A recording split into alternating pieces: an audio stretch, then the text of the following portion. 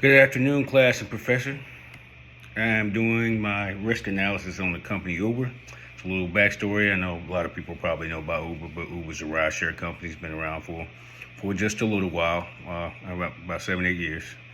And the way Uber operates is it hires independent contractors. These independent contractors can choose when they want to work, how many hours a week they want to work, what time of the day they want to work. They can basically they can just clock in when they want to. But this kind of method does have some risk involved. And I'm going to go over the couple risks I think is involved in it after doing a little research about the company and things like that. And I'm going to talk about just 3 different type of risk factors they really have and what I think the solution should be, or what I think their solution should be in the near future. Kind of risk I think I'm going to go over their internal risk, the external risk, and basically I think this is what I think this risk is kind of downplayed, reputational risk, because your reputation can cost you a lot of money in the long run if you don't do things the correct way. And I think the way things are going right now, that the younger generation, they will boycott you if they don't feel like you are doing the right thing, or doing the right thing for the environment, or treating your employees the right way. The internal risks I have is, when I did some research, most thing I seen is something new kind of happening. Drivers assaulting passengers and causing potential lawsuits, accidents, and how I think they can prevent it by risk pooling some better insurance options for these drivers. Now, driving assaulting passengers doesn't happen like a lot, but it's very costly when it does. I know Uber has you sign a disclaimer, but people have won lawsuits against Uber when they've been like women been sexually assaulted, or passengers have been murdered, or anything like that. The frequency is like 0.001, but the cost per accident is like $750,000. So it's very very expensive, and even at 0.01, Uber has millions of drivers, so it still happens often enough that it does cost them quite a bit of money per year.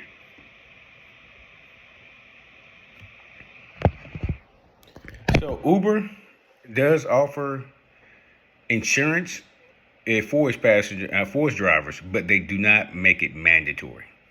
And I think that in itself is a risk, because, like I said, it costs $150,000 per accident. But if you don't require everybody to have it, herein lies the risk you have of being sued. And a lot of people, you go to jury trials now, they're not caring about the disclaimer.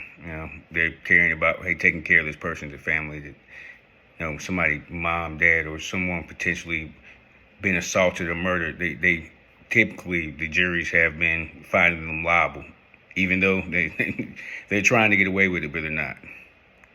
And my suggestion to them to reduce risk is mandating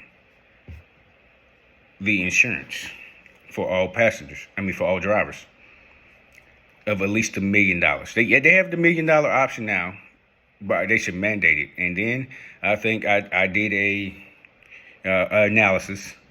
If they just charge $42 a month, they would have enough to cover per accident and actually get some profit off the insurance. Currently now they charge like 0.024 cent a mile.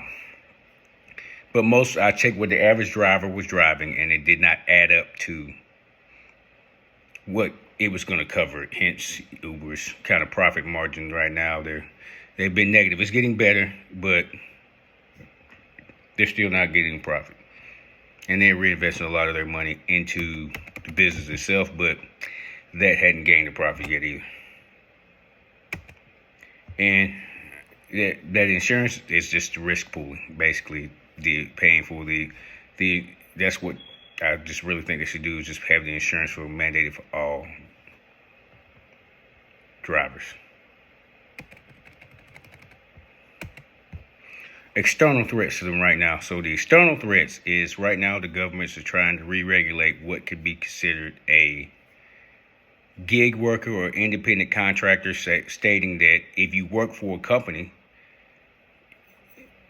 that you cannot you're not an independent contractor, because an independent contractor actually works for itself and not a company. So with this law happening, it's going to change some things, because Uber currently, for its drivers, they don't have to pay any insurances or extra taxes like workman's comp, minimum wage, unemployment insurance, overtime pay. They don't have to pay any of that. So that's gonna, like I just stated earlier, they have a lot of profits that's gonna help eat into it. So my suggestion is Uber just finds a way to maybe put some people on full time and pay them, so you can start getting an estimate of how much, if this law passes, how much it's really going to cost you, or you know what I mean, so you don't go bankrupt. Because if it too much costs a lot of time and you don't have a lot of cash flow, and they're not getting too much operational cost either, those are negative. That's what's causing the profit margins to be negative.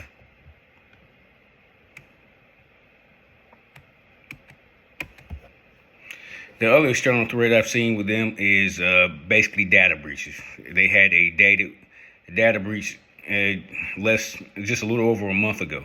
The hacker said, they said the hacker didn't get any sensitive information, but this can cost millions upon millions of dollars if to even repair the system once they get a virus in there, and then they get people sensitive information. The government's probably gonna sue them for hundreds of millions of dollars, and they're gonna have to pay some people probably if somebody gets their stuff taken. They're gonna have to compensate for that too. So I think to reduce risk in that, they need to. Well, how the breach happened was the employee basically shared his password, and I think they need to have quarterly training on the importance of cybersecurity, recognizing the threats, not password sharing, and doing these things to tighten up the data breaches and reduce that risk in that way, so they can save some money for profit that way. This is like reputational risk. This is, like I said, I've noticed, just like being online, Twitter, things like that. The younger generation, they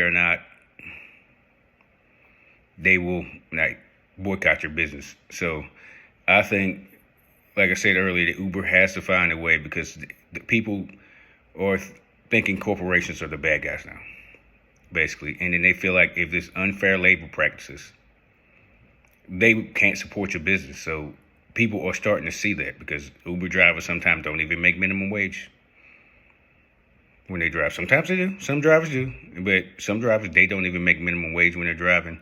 And that can cause consumers to boycott. Also, electric vehicles. I think in the next 5 to 8 years, everybody's going electric right now. In the next 5 to 8 years, Uber needs to find a way to get its fleet electric, because people are taking global warming serious, and they may just say, I'm not going to take Uber. And what if a competitor comes back like Lyft, or another rideshare competitor comes on the block and they are offering that service? People will take that over taking the Uber, because you got to keep a solid reputation to keep solid business.